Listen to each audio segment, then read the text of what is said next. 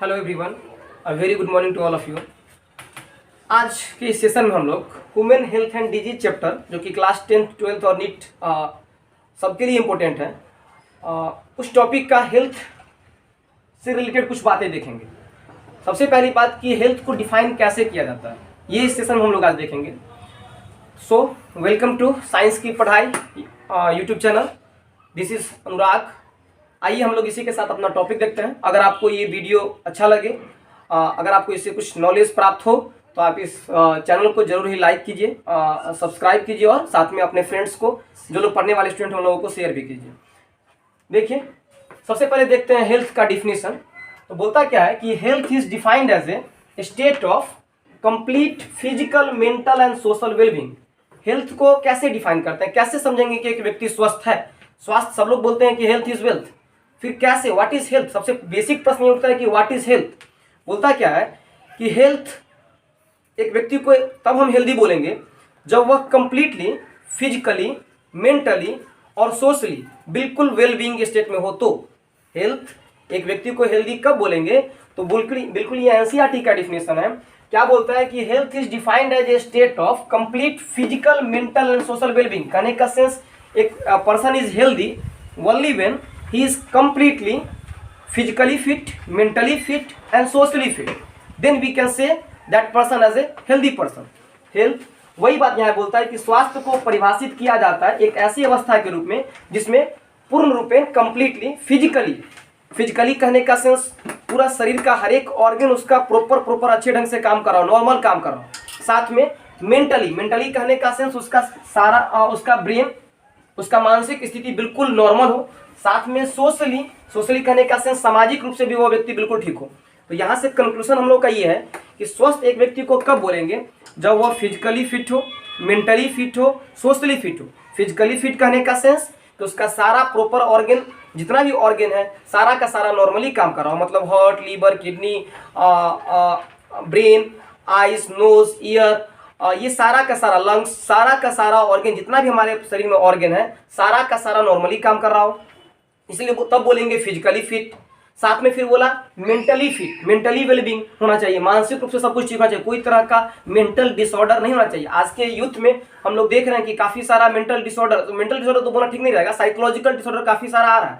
तो इस तरीके कोई भी बात ना हो। साथ में बोलता है सोशल वेलबींग होना चाहिए। सोशल वेलबींग कहने का सेंस क्या कि सामाजिक रूप से बिल्कुल ठीक हो, सामाजिक रूप से बिल्कुल फिट हो।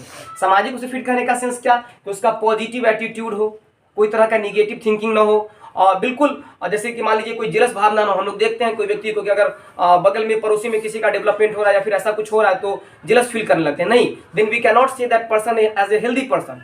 हेल्थ उसी व्यक्ति को बोलेंगे, गुड हेल्थ उस व्यक्ति के बारे में बोलेंगे जो फिजिकली फिट हो, मेंटली फिट हो, सोशली फिट हो। तो फाइनली ये है कि health is defined as a state of complete physical, mental and social well-being. A person can be healthy when he is physically fit, mentally fit and socially fit. उम्मीद करते हैं health को आप डिफाइन कर सकते हैं। हेल्दी आप समझ सकते हैं कि किसको बोलेंगे? जो ऐसा व्यक्ति जो फिजिकली फिट हो, मतलब सारा ऑर्गन प्रॉपर काम कर रहा हो, मेंटली फिट हो, मतलब मानसिक रूप से सारा कुछ नॉर्मल हो, और साथ में सोशली फिट हो, सोशली फिट सॉरी गलती हो गया, सोशली वेलबींग हो। कहने का सेंस सामाजिक रूप से बिल्कुल सब कुछ ठीक ठाक हो, अच्छा उसका सोच, उसका पॉजिटिव एटीट्यूड हो, बिहेवियर हो, और निगेटिव थिंकिंग ना हो, तो उसको हम सोशली वेलबींग बोल सकते हैं। अब बोलता है क्या कि health can be affected by. Health को प्रभावित कैसे किया जा सकता है? हेल्थ कैसे कैसे प्रभावित होता है? Health can be affected by, स्वास्थ्य कैसे कैसे प्रभावित होता है? तो बोलता है क्या कि health is affected by mainly 3 factors. स्वास्थ्य मुख्य रूप से 3 कारण से प्रभावित होता है। Health can be affected by, स्वास्थ्य प्रभावित हो सकता है। कैसे कैसे? तो मुख्य रूप से 3 चीज से। Health can be affected by, स्वास्थ्य प्रभावित हो सकता है। मतलब स्वास्थ्य प्रभावित होने के लिए मुख्य रूप से अगर मेनली बात किया जाए तो 3 ही कारण है। स्वास्थ्य प्रभावित होने के लिए मुख्य रूप से कितना कारण? 3 कारण। सबसे पहला बोलता है दैट इज जेनेटिक डिसऑर्डर। पहला चीज दैट इज जीन से रिलेटेड अगर डिसऑर्डर हो तो हेल्थ अफेक्टेड हो सकता है। Health can B affected by mainly 3 reasons. The first reason is genetic disorder, अनुवांशिक गड़बड़ी, अगर जीन से रिलेटेड डिसऑर्डर हो तो हेल्थ गड़बड़ हो सकता है, स्वास्थ्य में बीमारी, स्वास्थ्य प्रभावित हो सकता है, बहुत तरह का बीमारी हो सकता है। जैसे हम लोग जानते हैं फिनाइल का और बहुत सारा है, फिनाइल कीटोनुरिया हो गया, या फिर ये हीमोफीलिया हो गया, ये सब बहुत सारा बीमारी है जो कि अगर जीन में डिसऑर्डर है तो हो सकता है। जैसे अभी अभी हमारे खूब फेमस सुने हुए आयांस का, उसको जीन से रिलेटेड डिसऑर्डर है। तो फिनाइल कीटोनुरिया, सिकल सेल एनीमिया, या फिर हीमोफीलिया जो कि क्यून बैक्टीरिया के वंशज को है, या फिर क्यून बैक्टीरिया को था और अभी उनके वंशज को आते जा रहा है।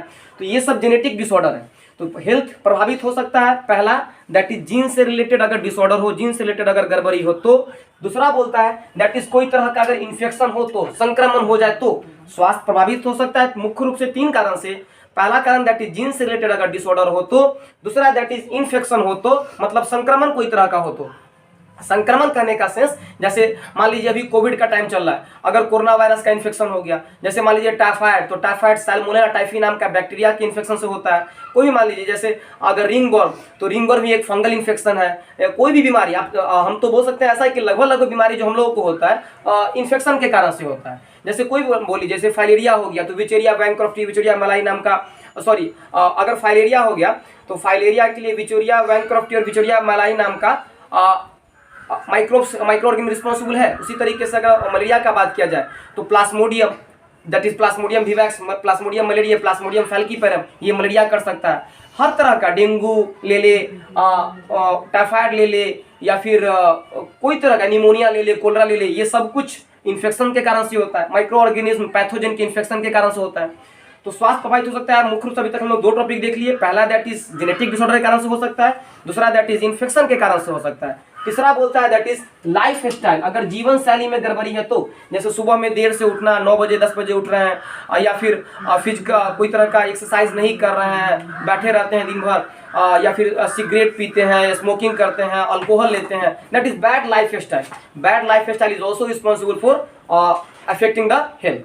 तो health can be affected by mainly 3 reasons. पहला दैट इज जेनेटिक डिसऑर्डर, दूसरा दैट इज इन्फेक्शन, तीसरा दैट इज लाइफ स्टाइल। अगर लाइफ स्टाइल जीवन शैली में गड़बड़ी है तो स्वास्थ्य पक्का है कि प्रभावित होगा ही होगा। जैसे देर रात तक जगे रहना, उसके बाद सुबह में देर से उठना, स्मोकिंग करना, ड्रिंकिंग करना, ये सब चीज़ है जो कि हेल्थ को, हमारे हेल्थ को अफेक्टेड करता है। तो हेल्थ, अभी तक हम लोग 2 चीज़ देखे। पहला व्हाट इज हेल्थ, बोले health is defined as a state of complete physical, mental and social wellbeing. स्वस्थ किसको बोलेंगे? जो फिजिकली फिट हो, मेंटली फिट हो, सोशली फिट हो। एक व्यक्ति को स्वस्थ तभी बोलेंगे जब उसका सारा ऑर्गन प्रॉपर काम कर रहा हो, मतलब फिजिकली फिट हो, जब वो मेंटली नॉर्मल हो और साथ में सोशली भी नॉर्मल हो, मतलब समाज के प्रति उसका पॉजिटिव एटीट्यूड हो, लोगों के प्रति उसका पॉजिटिव बिहेवियर हो, सब कुछ पॉजिटिव होगा तो ही जाके उसको हम हेल्दी बोलेंगे। फिर बोले health can be affected by, स्वास्थ्य प्रभावित हो सकता है मेनली ड्यू टू 3 रीजन। जितना बीमारी है वो तीन ही कारण से मुख्य रूप से होता है। पहला दैट इज जेनेटिक डिसऑर्डर, दूसरा दैट इज इन्फेक्शन और तीसरा that is life style. Gene से रिलेटेड डिसऑर्डर हो तो बीमारी होगा,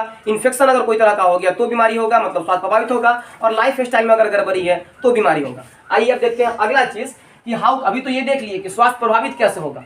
अब सबसे मुख्य चीज ये है कि आखिर स्वास्थ्य मेंटेन कैसे कर सकते हैं, how can be maintain good health. तो फिर वही बात कि 3 चीज अगर हम लोग प्रॉपर ढंग से फॉलो कर ले तो अच्छा स्वास्थ्य हम लोग अपना मेंटेन कर सकते हैं। वो 3 चीज कौन कौन है? तो सबसे पहला दैट इज बैलेंस्ड डाइट। अगर संतुलित भोजन कर ले, कहने का सेंस जितना शरीर को जरूरी है, विटामिन, मिनरल्स और कार्बोहाइड्रेट, प्रोटीन्स, फैट्स, वो अगर हम ले हम लोग का फूड का मेजर सोर्स क्या है? तो दैट इज फूड में हम लोग मुख्य रूप से लेते क्या है? तो carbohydrate, proteins, fats, vitamin and minerals ना। तो अगर प्रॉपर मात्रा में, न कम न ज्यादा, अगर बैलेंस डाइट हम लोग ले संतुलित भोजन ले तो स्वाभाविक बात है कि जनरली बीमारी माल न्यूट्रिशन के कारण से होता है, या फिर अगर एक्सेसिव अगर आप इंजेक्शन कर रहे हैं तो आपको ओबेसिटी होगा या फिर ये सब चीज होगा। तो बोलता है क्या कि बैलेंस डाइट, संतुलित भोजन। अगर संतुलित भोजन ले, बीमार तभी पड़ेंगे हम जब हम कमजोर होंगे, और कमजोर तभी होंगे जब हम प्रॉपर मात्रा में फूड नहीं लेंगे। तो मतलब प्रॉपर कहने का सेंस बैलेंस्ड फूड नहीं लेंगे, बैलेंस डाइट नहीं लेंगे। तो सबसे मुख्य चीज, शरीर मजबूत रखना है तो बैलेंस डाइट लेना पड़ेगा, संतुलित भोजन लेना पड़ेगा।